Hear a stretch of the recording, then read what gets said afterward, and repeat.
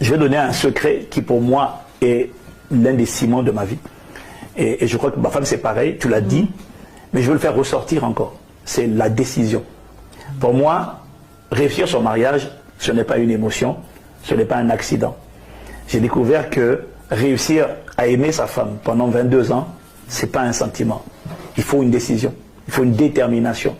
Parce que la vie va toujours envoyer des vents de tentation, des vents de séduction, des vents de déception.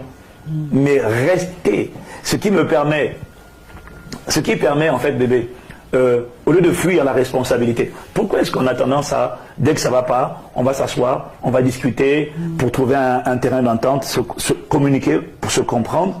Mais c'est parce qu'on a dit que nous, on a décidé de réussir le mariage. Vous voyez?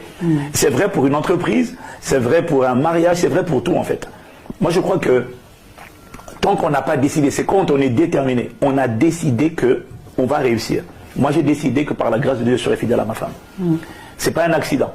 Donc les gens, la différence entre les gens qui arrivent et qui n'y arrivent pas, très souvent, c'est d'abord une question non pas d'émotion mais de décision, de détermination. J'ai décidé dans mon cœur que je vais aimer cette femme. Et c'est pourquoi quand ça ne va pas, je l'arrête, j'ai dit écoute, moi j'ai décidé que ça sera toi, alors aide-moi à rester dans ma décision s'il te plaît.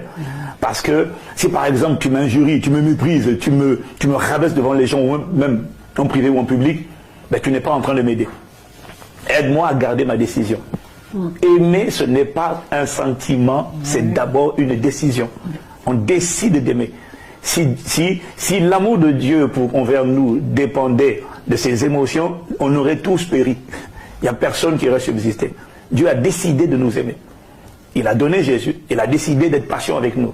C'est pas une émotion. Donc je pense qu'un mariage qui dure, c'est un mariage qui doit sortir de la perspective de « Ah, aujourd'hui je sens pas ». Non, c'est pas une affaire de sentiment. C'est une affaire de décision.